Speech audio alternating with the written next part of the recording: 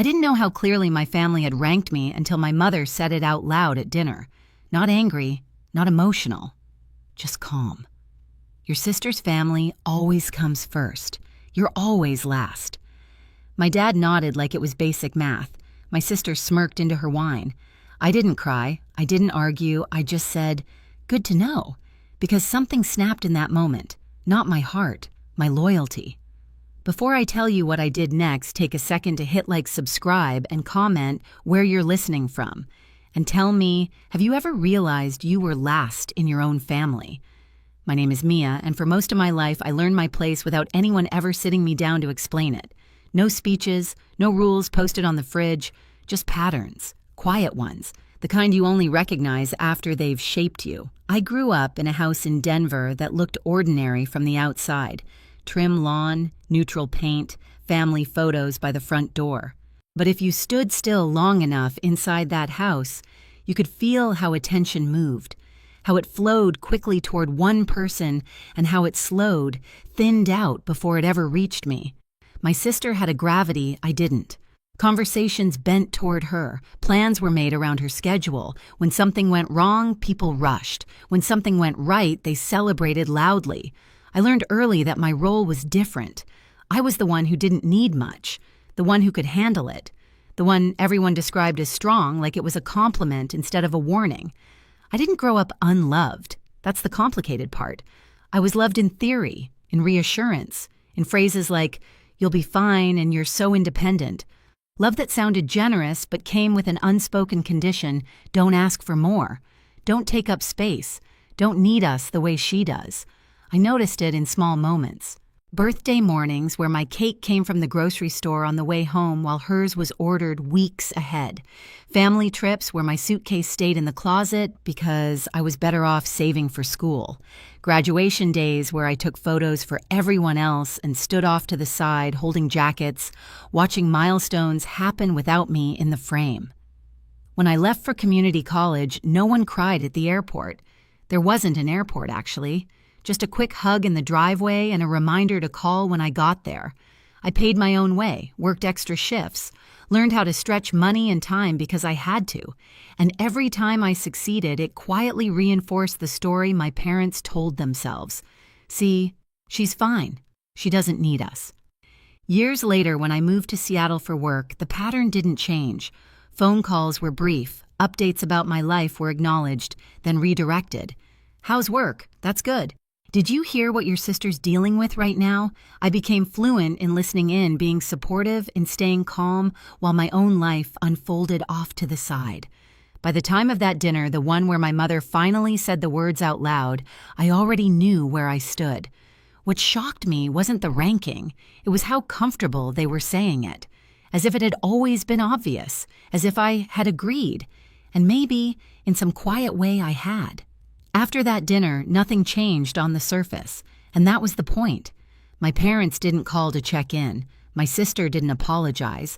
Life continued smooth and uninterrupted, as if they hadn't just said the quiet part out loud. But something had shifted in me. The requests kept coming just like before. A text from my mom asking if I could watch the kids just for a few hours. A casual mention of bills piling up said lightly like a weather update. My sister forwarding a message about a payment that accidentally bounced, followed by a laughing emoji. No one asked directly. They never had to. The assumption was enough. I noticed how automatic my old responses had been. Of course. No problem. I'll figure it out. This time I didn't answer right away. At first it felt wrong, like I was breaking some invisible rule. I'd see my phone light up and feel that familiar pull in my chest, the reflex to smooth things over before they escalated. Instead, I let the phone sit on the counter. I finished my coffee. I went to work. I lived my day. And nothing exploded. That realization was unsettling. The world didn't collapse because I didn't step in immediately. No emergencies, no disasters, just silence. Followed later by a second message. Then a third, more pointed one. "Are you okay? You've been quiet." I was quiet because I was paying attention. I started looking at my own life with the same clarity I brought to my work. My finances, my schedule, my energy. I realized how much of it had been quietly allocated to everyone else, money that drifted out in small, regular amounts, time I kept flexible just in case, plans I never fully committed to because someone might need me. So I began separating things, not dramatically, not with announcements, just practically. I moved money into accounts that were mine alone. I canceled shared access. I stopped covering small payments that had never been discussed, only expected. When my sister asked if I could spot her for now, I replied with a simple, "I can't." No explanation, no apology. The reaction was immediate. My mom called her voice tight with concern that felt more like confusion. "Is everything okay? You seem distant." I told her the truth. "I'm just busy." She paused, as if waiting for the rest of the sentence. When it didn't come, she filled the space herself. "You know your sister's under a lot of pressure right now." I did know. I had always known. What I was realizing was that knowing didn't make it my responsibility. That was the turning point. Not a fight, not a dramatic declaration, just the moment I understood that being the strong one had become a convenient excuse for everyone else to stop carrying their share. I didn't know then how soon they would really test that boundary, but I was about to find out. The call came on a weekday afternoon, right as I was finishing a meeting. I could hear it before anyone said a word, that edge in my mom's voice. Tight, rushed, the sound of someone trying to stay calm while standing on unstable ground. "We need to talk," she said. "Can you come by this weekend?" She didn't explain. She didn't have to. By then, I'd learned the language. When my family used urgency without details, it meant something had gone wrong, something expensive. When I arrived in Denver, the house felt heavier than I remembered, the air stale. The living room table buried under stacks of envelopes and loose papers, bills, notices, printouts that looked official enough to be frightening. My sister sat rigid on the couch, arms crossed, eyes fixed on the floor. My dad avoided my gaze entirely. They didn't ask how I was. No one ever does in moments like that. My mom started talking fast words, tumbling over each other. A business decision that didn't pan out. Payments that had been delayed. A few contracts signed with optimism and very little margin for error. She kept using the word temporary, like repeating, "It might make it true." I listened without interrupting, my hands folded neatly in my lap, the way I always had. Then came the pause. The collective inhale, the moment they all looked at me. "Well," my dad said, finally clearing his throat, "you're in a stable place. You don't have kids. You can handle this better than most." There it was, the assumption, the expectation dressed up as logic. They didn't say the words outright, but they didn't need to. They expected me to cover the gap, to smooth the crisis, to make the numbers work the way I always had. My sister glanced up at me, then fear flickering across her face before settling into something else. Relief. As if the solution had just walked through the door. I didn't answer right away. Instead, I asked a question. "What's the plan if I don't?" The room went quiet. Too quiet. My mom looked hurt. My dad looked confused. My sister looked panicked. It was like I had spoken in a language they didn't recognize. Not helping had never been part of the equation. "I need time," I said calmly, "to understand everything." They nodded too quickly. Grateful. Certain. They assumed time meant I was calculating how much I could give, not whether I would. That night back in my childhood bedroom, I stared at the ceiling and felt something settle inside me. A resolve that didn't come from anger, but from clarity. The next morning, I made 2 appointments. One with my therapist, one with a legal advisor.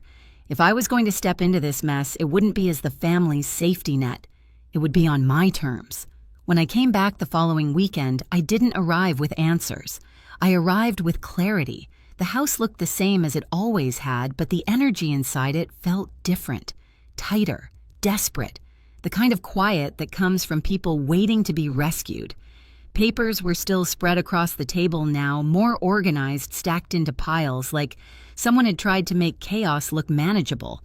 Bills here, payments there, a few contracts clipped together, corners bent from nervous handling. My parents were already seated. My sister sat beside them, her husband hovering near the doorway like he wasn't sure if he was welcome in the room where the damage had been assessed. No one smiled when I walked in. No one offered coffee. My mom broke the silence first.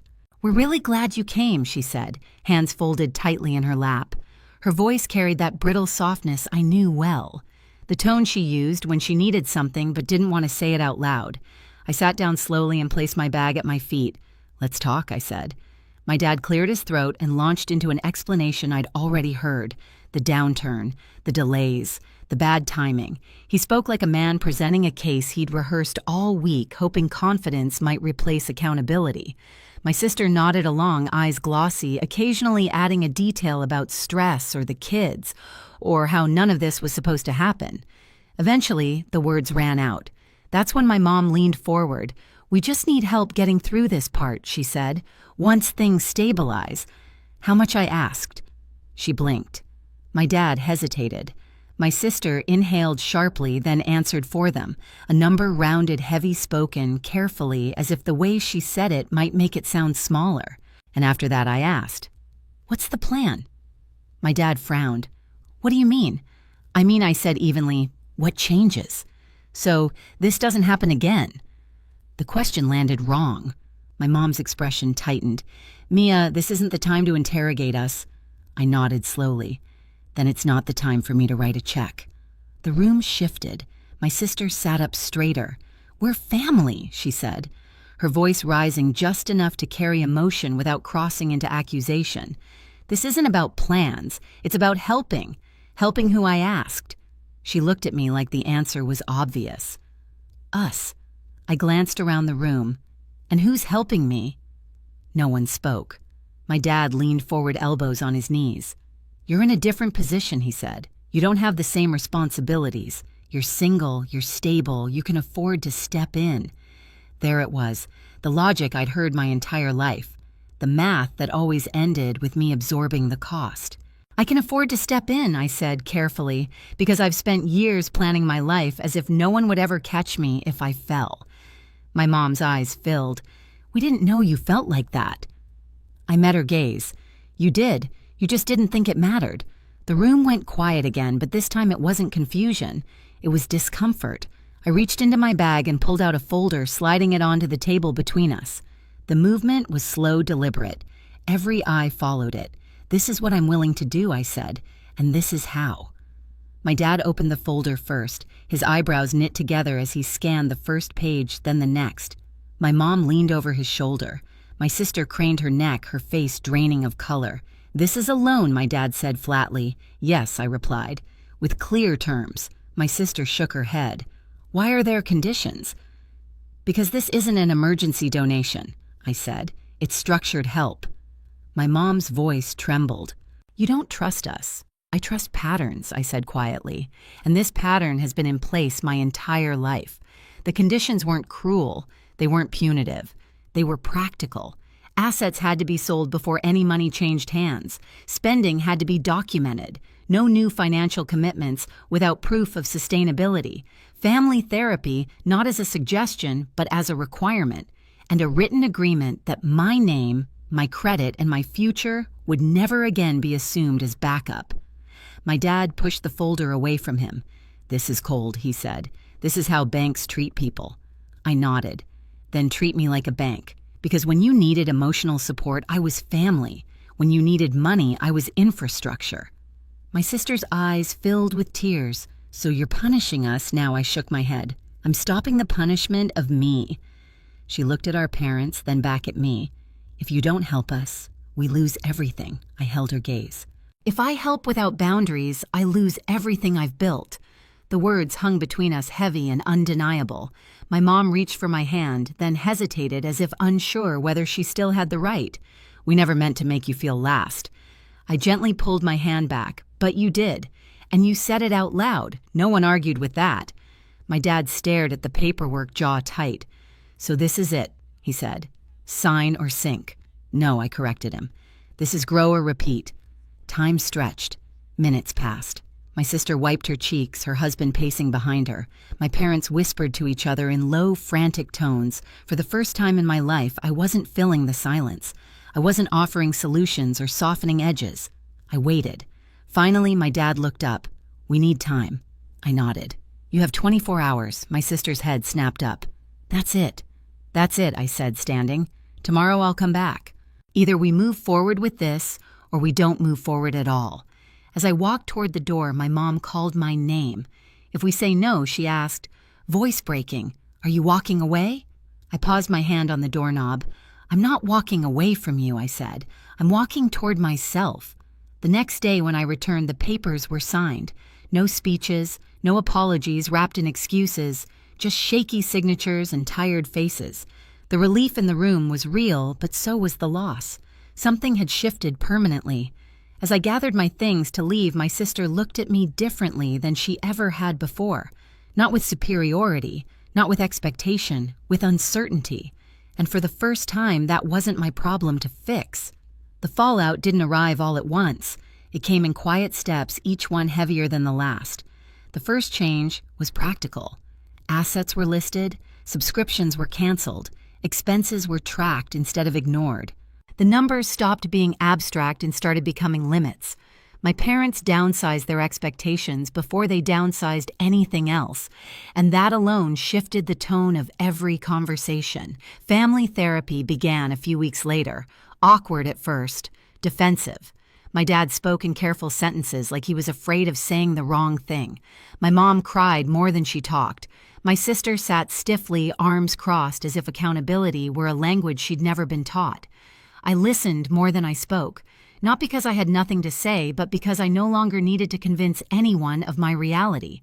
The truth had already been written down, signed, and agreed to. Something unexpected happened over time. The panic faded. The urgency softened. Without me quietly absorbing the consequences, everyone else had to carry their share. My sister learned how to sit with discomfort instead of handing it off. My parents stopped using phrases like, "we'll figure it out," when they really meant Mia will. The relationship didn't heal in a dramatic way. There were no movie moments, no sudden transformation. But there was space. Space where guilt used to live. Space where obligation had once pressed down on my chest. Back in Seattle, my life felt steadier, lighter. I focused on my work. I slept better. I stopped bracing myself every time my phone buzzed. When my mom called, it was to ask how I was not what I could do. When my sister texted, it wasn't followed by a request. The biggest change wasn't theirs, though.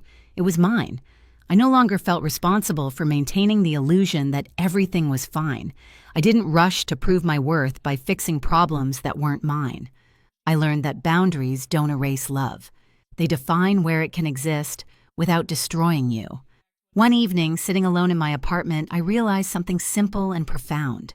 For the first time in my life, I wasn't waiting to be chosen. I had already chosen myself, and that made all the difference. For a long time, I thought being last in my family meant I needed to try harder, give more, stay quieter. I was wrong. Being last was never a position to fight for. It was a sign to step out of the line entirely and build a life where my value didn't depend on sacrifice. If this story felt uncomfortably familiar, I want you to know you're not alone. Share your thoughts in the comments. Tell me where you're listening from, and if stories like this help you breathe a little easier, hit subscribe so you don't miss the next one.